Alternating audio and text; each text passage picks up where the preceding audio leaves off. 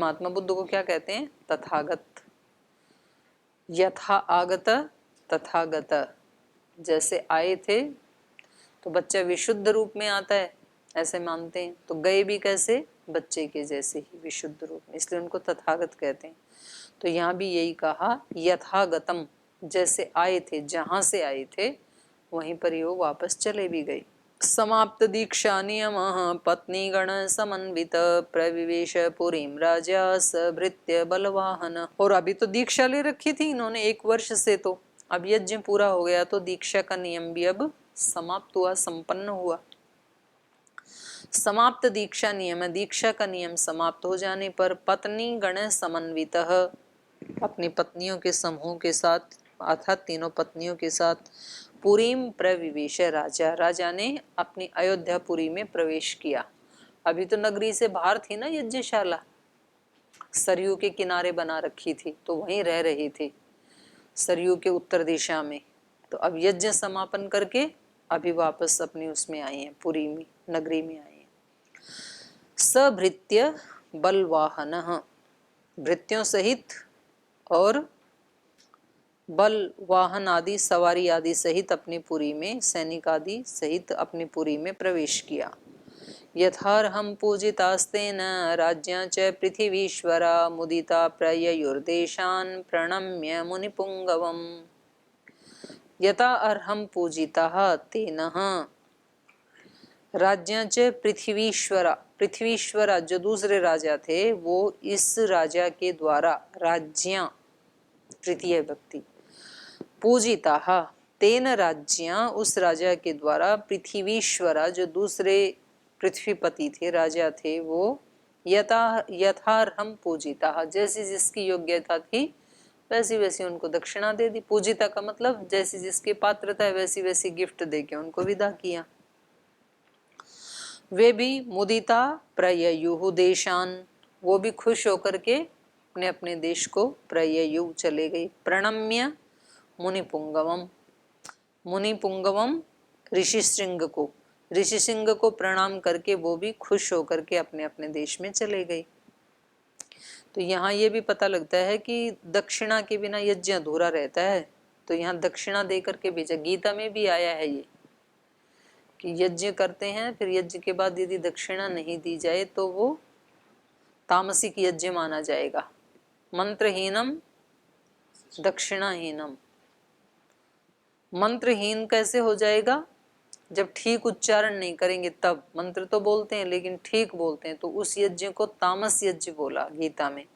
और दक्षिणा नहीं देंगे तो भी तामस यज्ञ है। तो चाहे आप कभी अपने घर में भी जाके यज्ञ करवाएं तो दक्षिणा लेना चाहिए, नहीं तो उसको फल नहीं मिलेगा जिसने आपसे यज्ञ करवाया।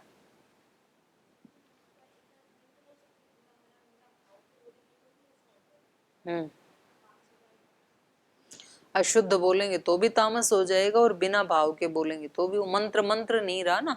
मंत्र अकस्मात मननात्, वैसा मनन किया नहीं। वैसे तो व्याकरण पढ़े हुए हैं तो बोल तो शुद्ध ही रहे हैं, लेकिन भाव वो है नहीं, तो भी वो मंत्र अमंत्र हो जाएगा, वो मंत्र का काम नहीं करेगा क्योंकि मनन नहीं हो रहा ना। तो ये जैसी जिसकी योग्यता थी उन सबको यथोचित दान दक्षिणा दे करके इन्होंने विदा किया, और वो सब भी इनको ऋषिशृंग को प्रणाम करके अपने अपने देशों को चले गए।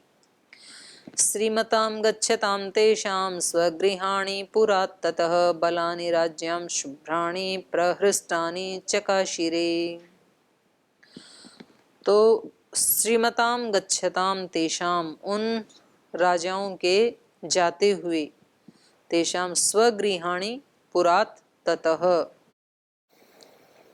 अपने अपने घरों को जाते हुए उन राजाओं के, बलानी उनके सैनिकों को, राज्याम शुभ्राणि प्रहृष्टानि चकाशिर, उन बहुत उनके जो सैनिक हैं वो भी बहुत प्रहृष्टानि चकाशिरे, खुश हो गई। उनको भी दिया होगा, ड्राइवरों को भी, जब इतना सारा दान कर रहे हैं तो इससे ये पता लगता है कि भाई जो जिनको बुलाते हैं उनको तो देते ही हैं दक्षिणा, पर अगर और ज्यादा आशीर्वाद लेना है तो थोड़ा सा उन सारथी आदि को भी दे देना चाहिए, तो वो भी आशीर्वाद दे के जाएंगे। तो प्राय ये होता है कि मतलब मुख्य आदमी को तो दक्षिणा भी दे देते हैं, खाना भी अच्छा खिलाते हैं। ये हमने बड़ा झेला इसमें भारत स्वाभिमान यात्रा में। हमने मतलब जैसे हम तो स्वामी जी के साथ ही रहते थे तो हमारे को तो नहीं आती थी दिक्कत, लेकिन जो हमारे बेचारे ड्राइवर हैं, आस्था वाले हैं, तो क्योंकि उनको स्वामी जी के साथ साथ ही चलना, सिक्योरिटी वाले हैं तो स्वामी जी को तो अंदर ले जाएंगे, हमें हम भी चले जाते हैं अंदर। तो हम तो खाना, हमें को बहुत अच्छा खाना खिलाते थे और ड्राइवरों को खिलाते ही नहीं थे, उनके लिए बाहर रख दिया शरबत, बेचारों के लिए गुलाब शरबत पतंजलि वाला। तो सुबह से भूखे हैं वो, और अभी अपने डेस्टिनेशन पे पहुंचेंगे कहीं रात को, तो उनके लिए तो चाहिए ना नाश्ता। उनको केवल बिस्किट रख दिए, पतंजलि बिस्किट और गुलाब शरबत रख दिया, और वो जवान वैसे हैं बेचारे, उनको भूख लगी रहती है। तो फिर उनको बताना पड़ता था हमें, जिसके घर में जाते थे, कि भाई स्वामी जी को तो खिलाओ, उसके सो खिला देना, वो तो फल आदि खाते हैं, वैसे भी खाना इनके लिए अच्छे से प्रबंध कर देना। लेकिन तो उनको भूल ही जाते हैं बेचारों को, और बाहर अंदर तो घुसने नहीं देते हैं घर में, तो बाहर बस वहां से पानी पी के जाओ।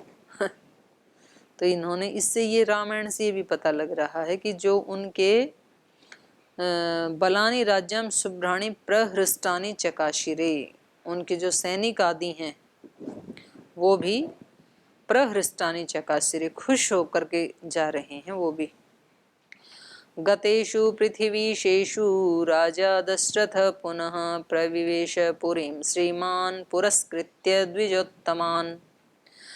पृथ्वी ईशेषु गतेषु, उन पृथ्वीपतियों के चले जाने पर, पुनः राजा दशरथ, फिर से राजा दशरथ उन सबको विदा करके, श्रीमान राजा दशरथ पुरीं प्रविवेश, अपनी पुरी में प्रवेश किया, पुरस्कृत्य द्विजोत्तमान, जो अपने यहाँ के अयोध्या के उत्तम द्विज थे, और अभी तो ऋषि श्रृंग को भी विदा नहीं किया है, तो उन सब को आगे करके।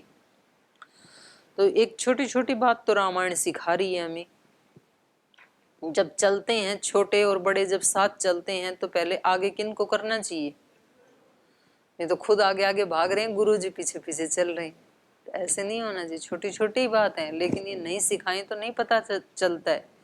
इसलिए महर्षि दयानंद को भी व्यवहार भानु लिखनी पड़ी। जब बड़े चलते हैं तो उनके हाथ में कोई सामान है तो खुद ही ले लेना चाहिए। ऐसे नहीं आप खाली खाली चल रहे हो और गुरुजी सब अपने पुस्तक पोथी झोले सब उठा के साथ चल रहे, तो ये शिष्टाचार नहीं है। आपको ले लेना चाहिए वो, और आपको पीछे चलना चाहिए। लेकिन चलते चलते जैसे दरवाजा आ गया तो फिर आगे होके दरवाजा खोलना चाहिए। फिर ये नहीं कि दरवाजा भी आप ही खोलो जब आगे चल रहे हो, तो हम पीछे पीछे आएंगे। तो ये तो राजा हैं, लेकिन तो भी ब्राह्मणों को, ब्राह्मण जो होते हैं विद्वान होते हैं, वो तो राजा से भी बड़े सम्मान के पात्र होते हैं। तो ये तो मालिक होते हुए भी इन्होंने इनको आगे किया और फिर अपनी उसमें प्रवेश किया। और जब इनको लाए थे तब भी इनको ही आगे किया था, याद है ना, श्रृंगी ऋषि को लेने गए थे तब। तो प्रविवेश पुरीम श्रीमान पुरस्कृत्य द्विजोत्तमान। शान्तया प्रययौ सार्धं ऋष्यशृङ्गं सुपूजितः अनुगम्यमानो राज्ञा च सानुयात्रेण धीमतः। और जब सबको भेज दिया तो फिर इनको बोले अब आप भी चलो, यज्ञ पूरा हो गया महाराज, प्रस्थान करो अब। लेकिन इनको वहीं से ही बाईपास विदा नहीं किया, पहले अपने यहाँ लाए महल में, क्योंकि ये विशेष पुरोहित है ना, इस यज्ञ के मुख्य पुरोहित यही थे श्रृंगी ऋषि। तो ये फिर शांतया प्रययौ सार्धम, शांतया सार्धम प्रययौ, शांता इनकी पत्नी है, तो अपनी पत्नी के साथ ऋषि श्रृंग भी चले गए। प्रययौ सुपूजित है, अच्छी तरह से उनका पूजन करके उनको कुछ विशेष दक्षिणा आदि दी होगी, इसलिए उनको महल में लाई, सोना आदि कुछ ज्यादा दिया होगा। और फिर राज्यां अनुगम्यमाना, जब वो जा रहे हैं तो थोड़ी देर उनका, थोड़ी दूर तक उनका अनुगमन किया जाता है। मतलब ऐसे नहीं कि घर बैठे बैठे भाई,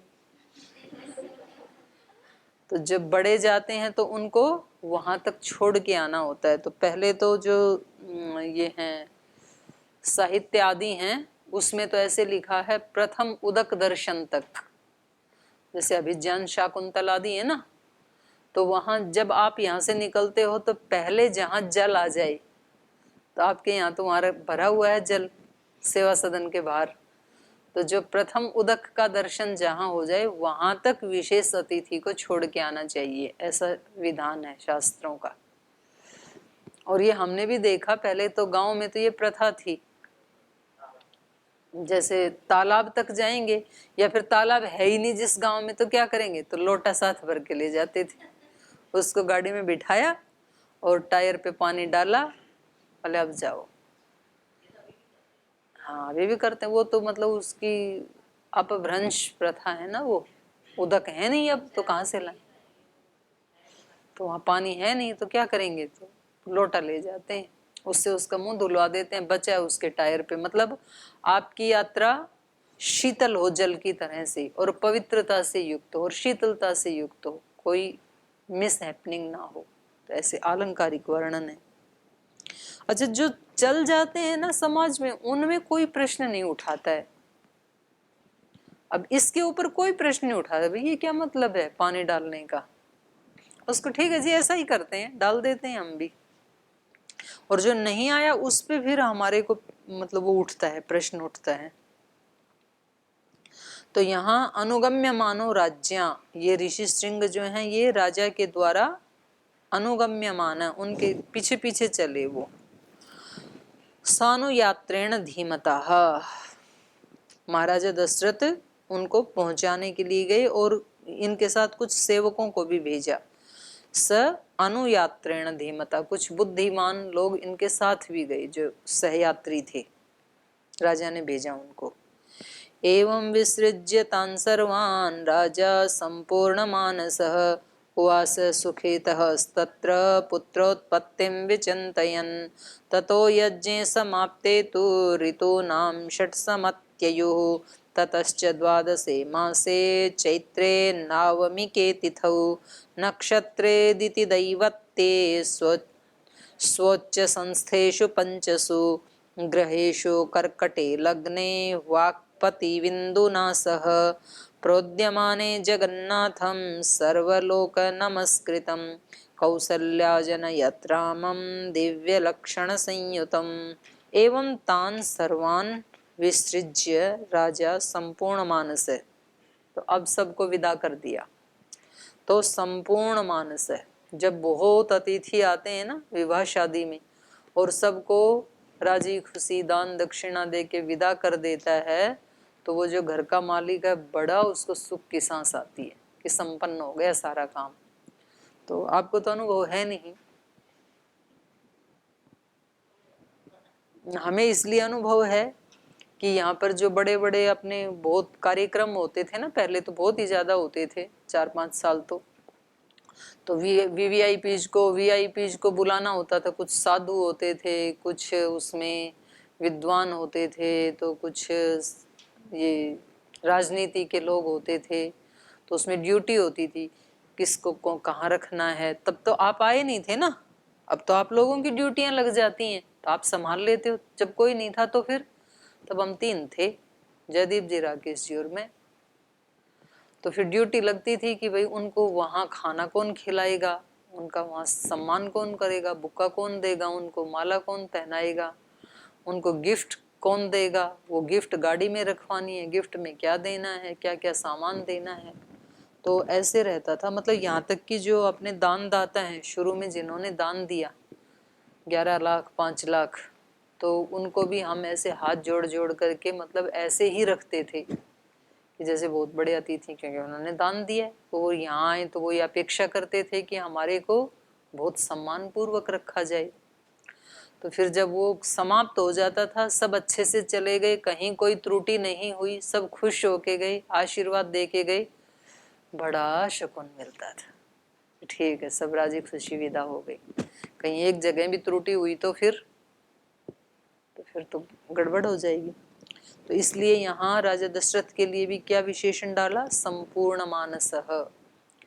एवं इस प्रकार तान सर्वान विसृज्य, उन सब अतिथियों को छोड़ करके, माने उन सब को विदा करके, राजा संपूर्ण मानसः, राजा पूर्ण मन के साथ माने पूरा रिलैक्स होकर के, सुखितः तत्र उवासः, सुख पूर्वक वहां रहने लगा, पुत्रोत्पत्तिम विचिंतयन्, अब पुत्रोत्पत्ति का इंतजार करते हुए, उसका चिंतन करते हुए कि अब संतान उत्पत्ति होगी, तो उसको ही बार बार सोचते हुए बड़े सुख से अपनी नगरी में रहने लगे, अयोध्या नगरी में। ततो यज्ञे समाप्ते तु ऋतूनां षट्समत्ययुः, ततश्च द्वादशे मासे चैत्रे नवमी के तिथौ। क्या मतलब 1 साल में पैदा हुए क्या राम? बाकी बच्चे तो 9-10 महीने में पैदा हो जाते हैं। यहाँ तो ये कह रहे हैं तथा यज्ञ समाप्ते, यज्ञ समाप्त होने पर ऋतूनाम षट समत्ययुः, 6 ऋतुओं के बीत जाने पर, 2 महीने की एक ऋतु होती है ना, तो 6 ऋतु बीती मतलब 12 महीने। या तो फिर ये हो सकता है कि भाई ये 1-2 महीने के बाद गर्भ में आए होंगे, अभी तो यज्ञ करके ही आए ना, तो 1-2 महीने के बाद आए होंगे, ये हो सकता है। तो यज्ञ समाप्ति के ठीक 6 ऋतु बीत जाने पर, ततश्च द्वादशे मासे, 12वें महीने में, जिस महीने में यज्ञ किया था उसी महीने में, चैत्र में यज्ञ किया था तो चैत्र महीने में ही, चैत्रे मासे नवमी के तिथौ, नवमी तिथि के दिन, नक्षत्रे अदिति दैवत्वे, और वहां अदिति नक्षत्र था, और दैवत्वे स्व उच्च संस्थेषु पंचसु, और जो ये ग्रह आदि देवता हैं ये उच्च संस्थान में थे, पांचों मुख्य 5 ग्रह माने जाते हैं, सूर्य, बृहस्पति, शुक्र, शनि, मंगल। तो ये ज्योतिषियों को पता है, मतलब ये यदि ठीक है तो फिर सारे ठीक ठाक ही होते हैं, ऐसे इनका मानना है। कौन उस जन्म के समय ये किस उच्च स्थान में थे कि नीच स्थान में थे, ऐसे कुछ है, मुझे भी पता नहीं है इसका, बस जितना सुना है उतना बता रही हूँ। तो ये कह रहे हैं कि ये सारे के सारे जो 5 जो नक्षत्र ये देवता थे, ग्रह, ये कहाँ थे? स्व उच्च संस्थेषु, ऊंचे स्थान में थे। और ग्रहेषु, हाँ यही ग्रहेषु पंचसु स्वच्छ संस्थेषु, ये जो 5 ग्रह हैं ये अपने ऊंचे स्थान में थे उस समय। कर्कटे लगने, और कर्क लगन था तब। और वाक्पति इंदुना सह, वाक्पति माने बृहस्पति, वाणी के स्वामी जो बृहस्पति हैं उनका चंद्रमा के साथ योग था। इंदु मतलब चंद्रमा, तो बृहस्पति का चंद्रमा के साथ होना तो ये भी ज्योतिष की दृष्टि से अच्छा माना जाता है, क्योंकि बृहस्पति ज्ञान के स्वामी हैं और चंद्रमा पराक्रम और शांति के स्वामी हैं। तो चंद्रमा किसी की उसमें कुंडली में कहाँ है, बृहस्पति कहाँ है, तो उसका प्रभाव पड़ता है। तो ऐसे ये छोटा छोटा ही थोड़ा सा ही जान करके ना लोग फिर वो बनाते हैं भविष्यवाणियां, कुंडलिनी, क्या कुंडली। तो इस समय कर्क लगन था और बृहस्पति चंद्रमा के साथ हैं। वाक्पति इंदुना सह प्रोद्यमाने जगन्नाथम, उस समय ये जगत के नाथ उदित हुए। सर्वलोक नमस्कृतम, सारा लोक जिस जगन्नाथ को नमस्कार करता है, ऐसे वो भगवान विष्णु प्रोद्यमाने वो पैदा हुए। कौसल्या अजनयत रामम दिव्य लक्षण संयुक्तम, माता कौसल्या ने दिव्य लक्षणों से युक्त ऐसे श्री राम को जन्म दिया।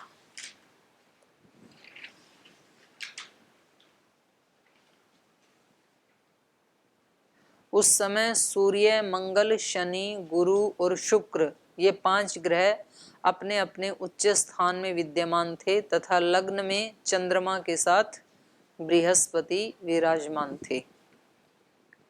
और सर्वलोक वंदित जगदीश्वर श्री राम को माता कौसल्या ने जन्म दिया। विष्णोरर्धं महाभागं पुत्रं ऐक्ष्वाकुनन्दनं लोहिताक्षं महाबाहों रक्तोष्ठं दुन्दुभिस्वनं कौसल्यासु शुभे तेन पुत्रेणामित तेजसा यथा वरेण देवानाम् अदितिर्वज्रपाणिना भरतो नाम कैकेय्यां जज्ञे सत्यपराक्रमः साक्षात् विष्णोश्चतुर्भागः सर्वैः समोदितो गुणैः अथ लक्ष्मणशत्रुघ्नौ सुमित्राजनयत्सुतौ वीरौ सर्वास्त्रकुशलौ विष्णो अर्धसमन्वितौ पुष्ये जातस्तो भरतो मीनलग्ने प्रसन्नधीः सार्पे जातौ तु सौमित्रे कुलीरेभ्योदिते रवौ राज्ञपुत्रा महात्मानश्चत्वारो जज्ञिरे पृथक् गुणवन्तोऽनुरूपाश्च रुच्या प्रोष्ठपदोपमाः। तो देखो अब श्री राम का जन्म हो गया। अब अगर वो कथाकार पढ़ रहे होते ना तो आज बड़ा उत्सव होता कि श्री राम का जन्म हो गया है। तो आपने तो पढ़ लिया ऐसे ही। विष्णु अर्धम महाभागम, तो ये विष्णु कैसे हैं? वो जो उनको खीर दिया था उसका अर्ध भाग इनके पास है। विष्णोरर्धम महाभागम पुत्रम ऐक्ष्वाकुनंदनम लोहिताक्षम महाबाहु रक्तोष्ठम दुंदुभिस्वनम। आधे भाग से ये पैदा हुए हैं इक्ष्वाकुनंदन जो हैं, और कैसे हैं ये? लोहिताक्षम, लाल आंखें हैं इनकी। महाबाहु, भुजाएं महान हैं। रक्त ओष्ठम, ओष्ठ लाल हैं। दुंदुभि स्वनम, स्वर कैसा है? दुंदुभि जैसे गंभीर और स्पष्ट भी। कौसल्यासु शुभे तेन पुत्रेणामित तेजसा यथा वरेण देवानाम अदिति वज्रपाणिना। और जो कौसल्या माता हैं, अच्छा ये कई जगह ये भी कथा आती है कि कौसल्या जो है वो शतरूपा हैं। पिछले जन्म में माता कौसल्या ही शतरूपा थी। शतरूपा मतलब महाराज मनु की पत्नी। इन्हीं के वंश में है ना। ये कौन से हैं? 64-65वें नंबर पे है ना श्री राम। तो जिनसे ये माना जाता है कि मनु से ही मानव बना, माने सृष्टि के आदि में जो मनु था उनकी पत्नी थी शतरूपा, सैकड़ों रूप धारण करने वाली। तो उन्होंने ही तपस्या करके, उनके फिर 5 संतान थे। मनु को 2 पुत्र 3 पुत्रियां। 2 पुत्र उत्तानपाद और प्रियव्रत। प्रियव्रत ने पृथ्वी को 7 भागों में बांटा था। सप्तपदी इसी तभी से कहते हैं इसको। और उत्तानपाद का बेटा फिर ध्रुव भक्त, बहुत महान भक्त हुआ बचपन में। और बेटियां जो हैं वो कौन कौन सी थी? हैं? प्रसूति, आकुति, देवहूति। हैं? नहीं, देवहूति कर्दम ऋषि की पत्नी थी देवहूति। उनसे फिर ये पैदा हुए सांख्य दर्शन के जो हैं कपिल ऋषि। तो ऐसे ऊंचा कुल। तो इन्होंने तपस्या, उन संतानों को वेल सेट करके ये जंगल में चले गए थे तपस्या करने, महाराजा मनु और शत्रुपा। तो फिर भगवान ने इनको दर्शन दिए कि आपको और क्या चाहिए। तो इन्होंने, माता ने इच्छा पैदा की कि मैं भगवान को जन्म दूं, ऐसी मेरी संतान हो आप जैसी ही। तो उन्होंने कहा ठीक है। तो अब वाली तो होली पैदा, 5 बच्चे हो गए, अब तो वृद्ध हो गए, तो अगले जन्म में कभी आएंगे। तो ऐसा भी कुछ लोग मानते हैं कि ये उस माँ के दिए हुए वरदान के पूरा करने के लिए आए थे। तो कौसल्या सुशुभे तेन पुत्रेण कौसल्या अमित तेजसा तेन पुत्रेण, अमित तेज वाले उस पुत्र के द्वारा कौसल्या माता सुशुभे, अत्यंत सुशोभित हो रही थी। यथा देवानाम वरेण अदिति वज्रपाणिना, जैसे देवों में जो श्रेष्ठ हैं, वर मतलब श्रेष्ठ कौन है? वो इंद्र। जैसे देवानाम वरेण अदिति वज्रपाणिना, वज्र है हाथ में जिनकी, तो वो इंद्र, जैसे इंद्र को पाकर के देव माता अदिति सुशोभित होती हैं, ऐसे श्री राम को पाकर के, अमित तेज वाले उस पुत्र को पाकर के माता कौशल्या शोभा को प्राप्त हो रही थी। भरतो नाम कैकेय्याम जज्ञे सत्य पराक्रमः साक्षात विष्णुश्चतुर्भाग सर्वैः समुदितो गुणैः।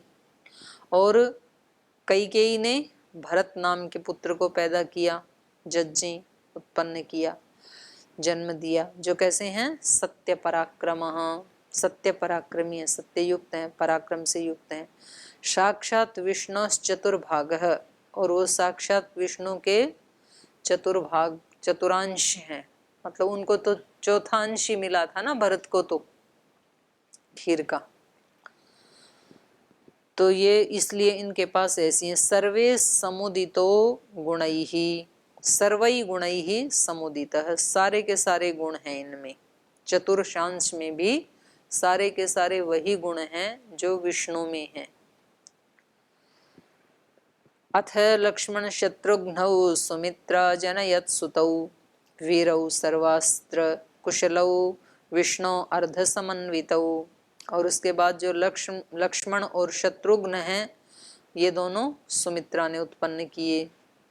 और ये कैसे हैं वीर, सर्वास्त्र कुशलौ, सभी अस्त्र चलाने में कुशल हैं, और विष्णु अर्ध समन्वितौ, विष्णु के आधा भाग इनमें समन्वित है। एक साथ मतलब कुछ आगे पीछे हुए होंगे तब तो छोटे बड़े हुए, एकदम मतलब एकदम तो नहीं हुए होंगे। तो हो सकता है कि वैसे तो जो जुड़वा होते हैं उनमें भी छोटे बड़े होते हैं, जो पहले आया वो बड़ा, और इनमें कुछ घंटों का फर्क रहा होगा, कुछ दिनों का रहा होगा, ऐसा कुछ संकेत है नहीं यहाँ पे। लेकिन इनका क्रम बता रहे हैं तो सबसे बड़े राम हैं, फिर भरत हैं, और ये दोनों उन दोनों से छोटे हैं। क्योंकि इसमें देखो ना, ये चेंज हो गया, मीन लग्न आ गया ना पुष्पे, और वो तो पैदा हुए थे कौन से लग्न में, कर्क लग्न में हुए थे। तो इसका मतलब कुछ दिनों का फर्क है, एक साथ नहीं हुए। पुष्य जातस्तु भरतो मीन लग्ने प्रसन्नधि सार्पे जातौ तो सौमित्री कुलीरभ्योदिते रवौ। तो इनका अलग अलग है ये लग्न आदि। तो पुष्य जातस्तु भरतः, पुष्य नक्षत्र में भरत पैदा हुए, और उस समय लग्न क्या है, मीन। प्रसन्न धीहि, प्रसन्न बुद्धि वाले हैं ये, हमेशा प्रसन्न रहते हैं। सार्पे जातौ तो सौमित्री, और जो सुमित्रा के पुत्र हैं वो कौन से उसमें पैदा हुए, सार्पे नक्षत्र है ये भी, है जी, हैं असली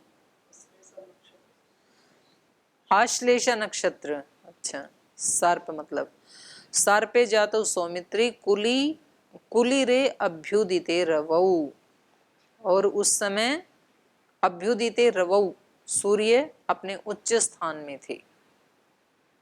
राज्य पुत्रा महात्मानस चत्वारो जज्ञिरे पृथक गुणवंतो अनुरूपाश्च रुच्या प्रोष्ठ पदोपमा। हाँ, तो इस प्रकार राजा के ये महान 4 पुत्र पैदा हो गए हैं, और वो बहुत गुणवान हैं, और भाद्रप्रद नामक 4 तारों के समान, गुणवंतो अनुरूपाश्च रुच्या प्रोष्ठ पद उपमा, उनके समान दैदीप्य सितारे हैं ये। तो शेष कल पढ़ेंगे, आज यहीं विराम देते हैं।